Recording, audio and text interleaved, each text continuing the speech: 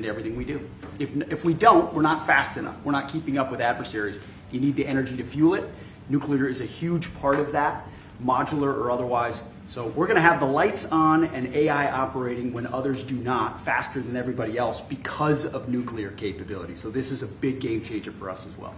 And we're also talking about the big plants, the very, very big, the biggest. We're going to be doing them also, but we're going to start off a little bit. I think a focus today is the smaller module, but included in this group, we're also doing big plants where needed. They won't be needed too much, but they'll literally be able to do an entire state. And you've read a lot about cost overruns in a couple of states that were pretty significant, but we're not going to have cost overruns. And the technology's come a long way, both in safety and cost and everything else. Would a couple of you guys like to talk about your companies and you want to say anything? Joe, why don't you kick it off? Sure. My name is Joe Dominguez. I run Constellation Energy. We have about 25% of the nation's fleet. We're the largest publicly traded nuclear company in the world. We're in the middle of a merger with Calpine, and once completed, we will be the largest electric producing company in the world. About enough power to produce, to cover all of Mexico, actually. I didn't know that. When we talked, you were so modest. I can't believe it. That's normally not said about me, Mr. President. I'm very impressed. Go ahead. So you think it's got a great future? Yeah, well, absolutely we do. And the big change here is not only the technology has come around, but we have some of the largest companies in the world, the hyperscalers, who need this energy for AI, who are now working with us to fund the development and construction of the next generation nuclear. Nuclear is a 24/7 resource. These data centers run 24/7. Some of them will cost $200–300 billion, and they want to run them all of the time. So we can't use intermittent resources. We need something that's always on, 24/7, and nothing does that better than nuclear. The problem in the industry has historically been regulatory delay. Mr. President, you know this because you're the best at building big things.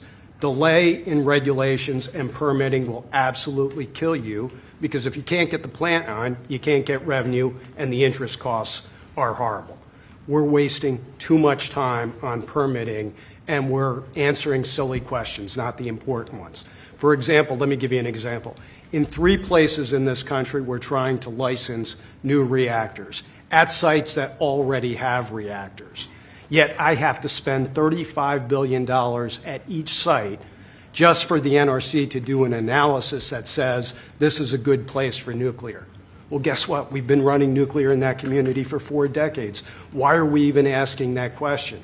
I'd rather spend that $35 million, 3 times $105 million, perfecting a design, start building the foundation, and getting going. We need to do this for America. Are we doing something about the regulatory in here? Oh, yes, sir. Yes, you are. You are, Because sir. that's going to be a big factor. Yes, sir. Absolutely. That issue I just described will be addressed in this EO, and many other issues that we don't have time with the President to But cover you say today. it's very, we've contemplated just about everything, right? Well, this, Mr. President, this Energy Dominance Council that you have created is something I haven't seen in 30 years. It brings together all the pieces of government in one place to expedite the process. Under Secretary Burgum's leadership, this has been an amazing, amazing thing. It used to be the case that I have to run to about 5 different places in Washington to get one answer. That's great. And now it's all together in one place. So all I know about Secretary Burgum and Secretary Wright is if we haven't gotten it right, we'll get it right shortly, and there'll be another That's order good. for you to I'm sign. glad But they're thank you addressing- so much for your I'm glad leadership, they're sir. addressing. You were going to say something? Go ahead. Well, I was just going to say commercial nuclear, a bit of an unsung hero. And I just want to thank you, Mr. President, Secretary Burgum, Secretary Wright, for bringing this attention to commercial nuclear. We have the largest and most safe fleet right here in the United States. And upon that, we have fantastic innovation that's being brought forward. And it's going to come in all shapes and sizes, and it's going to actually be coming through some of these companies that you see represented here. We're going to have great jobs, we're going to have wonderful energy, and we're going to be ready. So thank you, Mr. President, for Very leaning good. in. Appreciate it. Great job you've done, too. Jake? How about talking about your company and the job you're going to do? Yes, thank you, Mr. President. Well, first of all, a little MIT nuclear connection that goes back, I know, familial for you. So, yeah, we're working on small reactors. I'm Jake DeWitt, CEO, co-founder at Oklo, working on small next-generation reactors that take technology America invented, developed, and pioneered and bringing it to the market after it sat on the shelves of history for about 40 years. And it's because of the actions that you're doing today that are going to help unleash that. Changing the permitting dynamics is going to help things move faster. We're seeing private investment flow into this space like we've never seen before. We went public about a year ago. One of the most successful actually go public outcomes for a transaction like that for a small nuclear company because the market needs this and wants this. And under your leadership, creating the Dominance Council, I mean, it's hard to overstate the value of that. And nuclear is a manifestation of energy dominance. In fact, a golf ball of uranium metal, which this is not, but it's a golf ball, has enough energy content in it to power your entire life's energy needs. I mean, it doesn't get any better than that. And to get back to building, nuclear uses the fewest materials, right? The least amount of concrete, of steel, of fuel for amount of energy it produces. So it should be the cheapest, the most scalable, the most sustainable, just like you mentioned, Mr. President, about the importance of doing that right. The physics are on our side, and these things help unleash this innovation to actually realize that. So it's never been more exciting. Very exciting indeed. Go ahead, please. And I'm Scott Nolan, CEO of General Matter. We're an American enrichment company trying to bring back the U.S.'s lead in producing nuclear fuel. So just like car engines need fuel, nuclear reactors need fuel. Right now, the U.S. is completely dependent on other countries to make the key step of enrichment in this fuel. And these executive orders are going to pave the way for the U.S. to regain its lead. So we really appreciate it. Will you be doing the AI plants? Because we have a lot of them going up now, and or soon going up, and they need tremendous electricity. Are you going to be involved in many of those plants? Yes. Will a lot of them be using nuclear, or some are using oil and gas, some are using different things? But many of them will be, I think. It just makes a lot of sense. Nuclear is a perfect solution, and that's where most of them are interested. Good luck. Thank you. It's going to be great. It's going to be, yes. Okay, Will, please. Yes, the first executive order we have for you relates to the issue that Secretary Hegseth was speaking to, which is the need for incredible amounts of power at defense installations and also in AI-focused installations. What this executive order will do is speed up the approval and adoption process for specialized nuclear reactors at these sorts of sites. It also involves the Department of Energy making available the necessary fuel stock. It also creates a special envoy position and a strategy around nuclear technology export, the idea being that we can grow American industry on the back of foreign purchasers who are interested in this sort of technology as well. I'm just thinking, as you're saying that, I just said, what about auto pens? Could I use an auto pen? What did Biden do? Did he have an auto pen at the desk? Nuclear powered. No, he didn't do events like that. Yeah, he used nuclear power. You know, he didn't do events like this, I guess. That's all right. Otherwise, you know, you walk into the other side of the room, have an auto pen sign, right? Here it is. It's phase one. Very big phase, very important phase.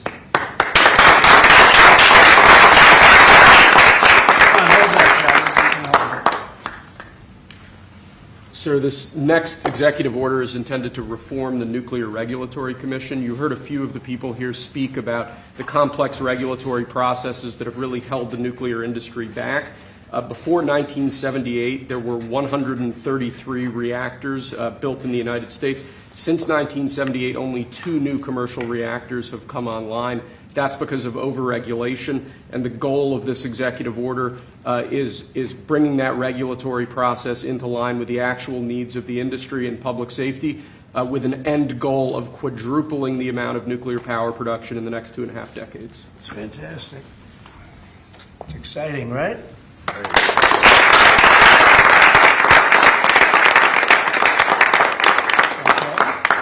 There you go. This next executive order relates to nuclear reactor testing, sir.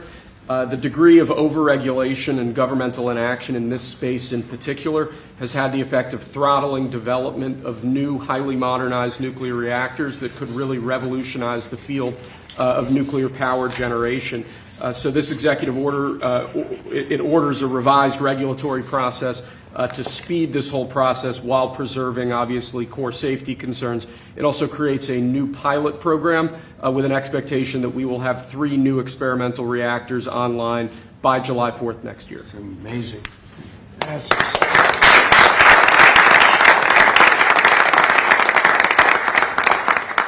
okay, come on. Lastly, sir, we have an executive order on reinvigorating the nuclear industrial base. There are a number of core issues here, including the issue with fuel feedstock that one of the speakers mentioned before.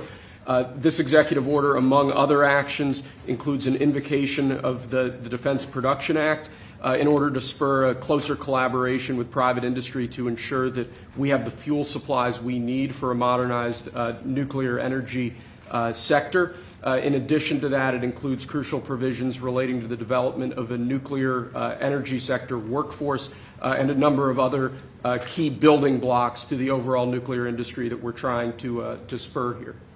Great, thank you.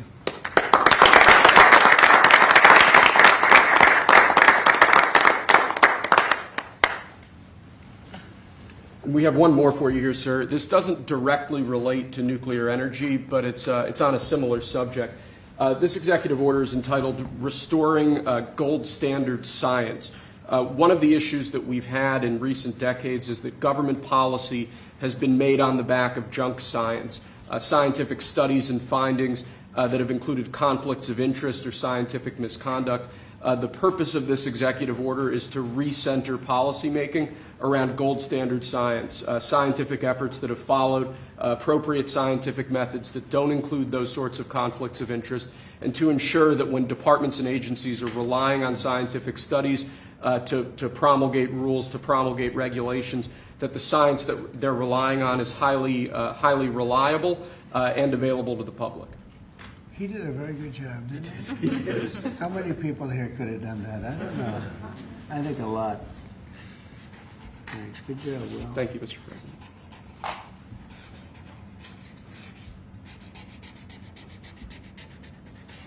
Is that it? That's all we have for you now, sir.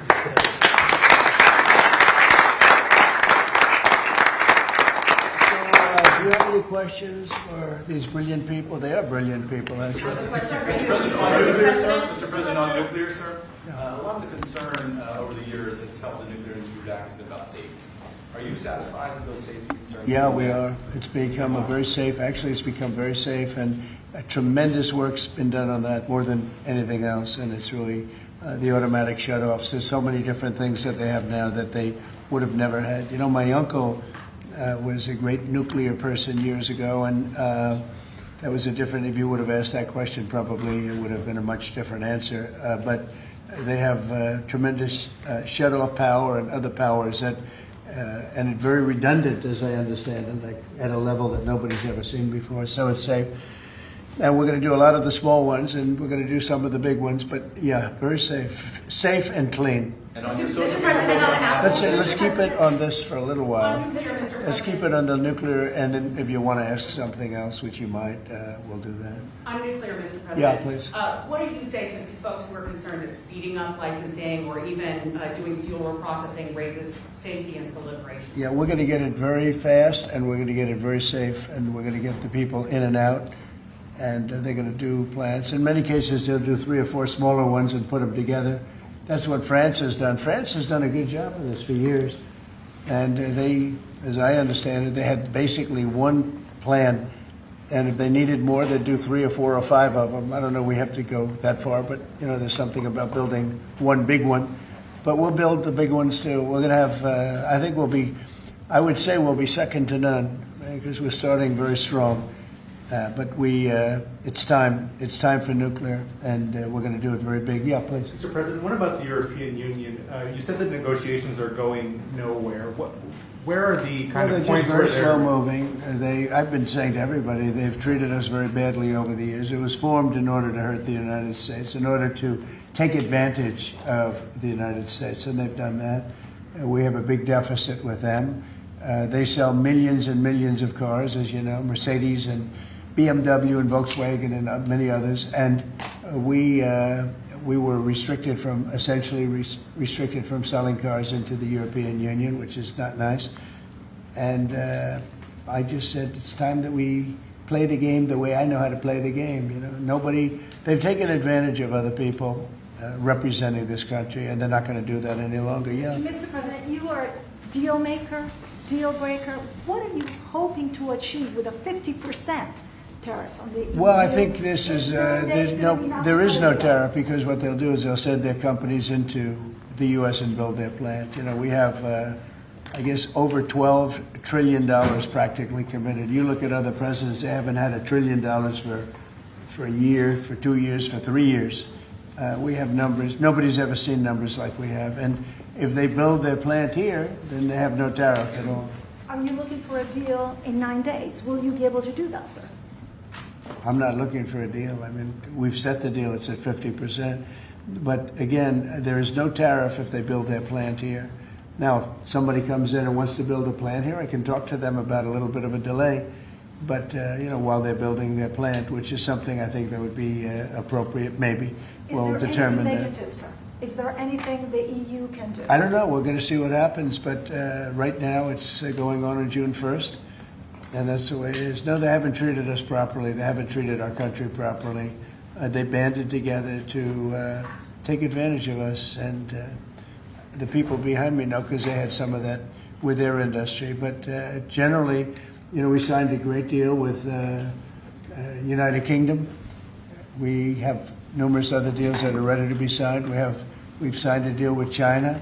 We have some really amazing deals. But the European Union, I mean, the sole purpose was really not to hurt us, but to take advantage of us. And we're not going to be taking Mr. President, on Apple, you said this morning that if they don't make their iPhones in the U.S., you're going to hit them with a 25% tariff. Right. Do you have the power to tariff one single company? And why would you No, want to it'll hurt be an more. American company in that way? It would be more. It would be also Samsung and anybody that makes that product. Otherwise, it wouldn't be fair.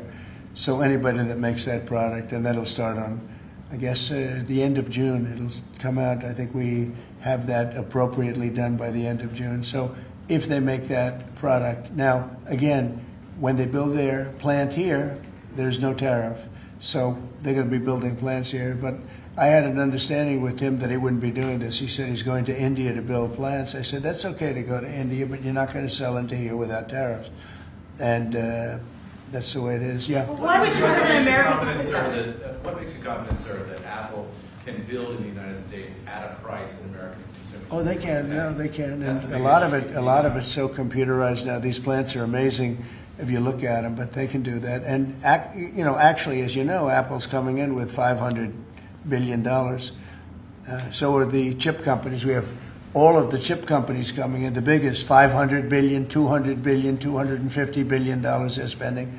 But we're talking about the iPhone now, and the iPhone. If they're going to sell it in America, I want it to be built in the United States. They're able to do that. When you say that Walmart should eat the cost of the tariffs, is that an acknowledgement that it is U.S. companies that bear the brunt of tariffs, not foreign countries? Sometimes the country will eat it. Sometimes Walmart will eat it, and sometimes there'll be something to pay, something extra. I've always been a fan, and I've always believed. And if you look, take a look at what I did 4 years ago. We had the greatest economy, and we had no inflation. Remember that. We had no inflation, and yet we had hundreds of billions of dollars of tariffs that I put on China, yet we had no inflation. We had no big cost differential.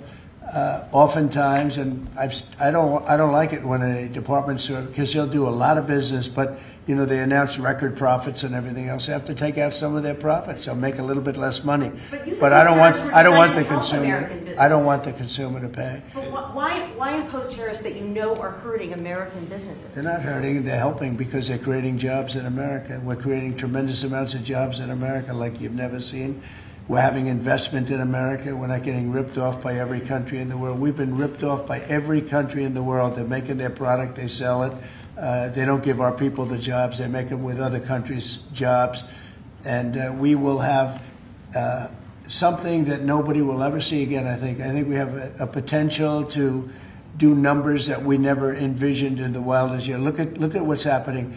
10 to 12 trillion dollars in literally a couple of months. It's nothing like that's ever happened. It's we're doing a very special thing.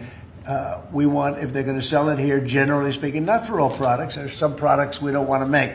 And frankly, we're much better off getting them elsewhere. But for certain products, we want cars. We want to make cars. We don't want to have, and I like Canada very much, but we don't want to have Canada making our cars. We want to make our cars. Oh, it's a phone call. Do you mind? Hello? Okay, it's only a congressman. I'd let you know, actually. Mr. President, are you Yeah. considering stopping other universities from taking foreign students? It's a different congressman. They're all congratulating Is that an us. iPhone, sir? Yeah, it's lucky it is, right? Okay, let's go. Are you considering stopping other universities besides Harvard from accepting foreign Well, we're students? taking a look at a lot of things. And as you know, billions of dollars has been paid to Harvard. How ridiculous is that? Billions. And they have $52 billion as an endowment. They have $52 billion. And this country is paying billions and billions of dollars and then gives student loans, and they have to pay back the loans. So Harvard's going to have to change its ways.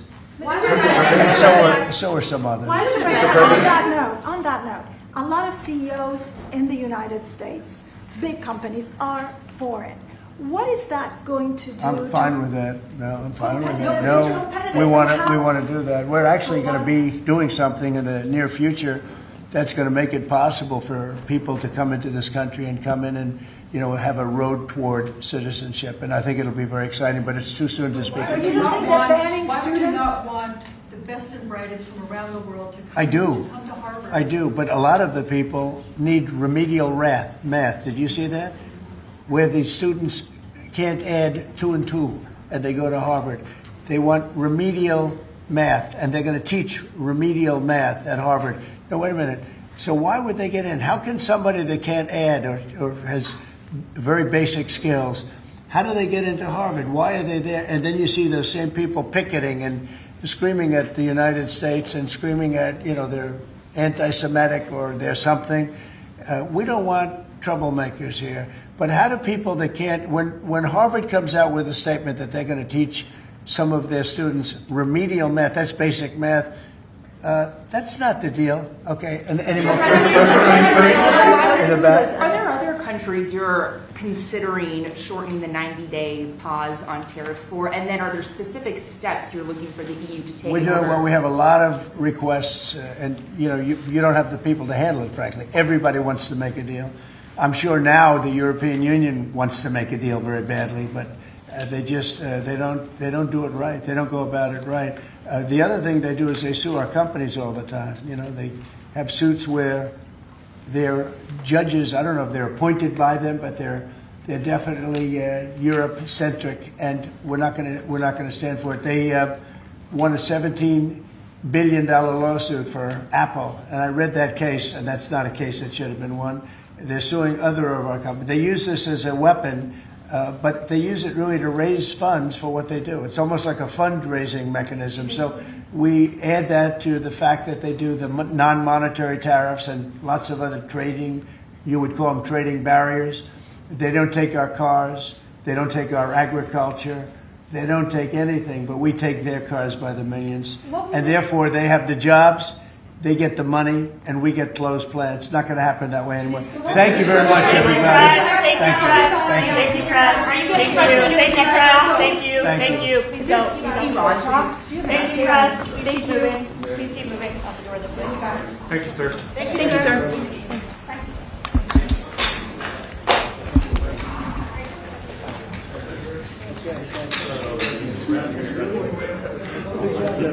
You think that's fun? You think that's easy?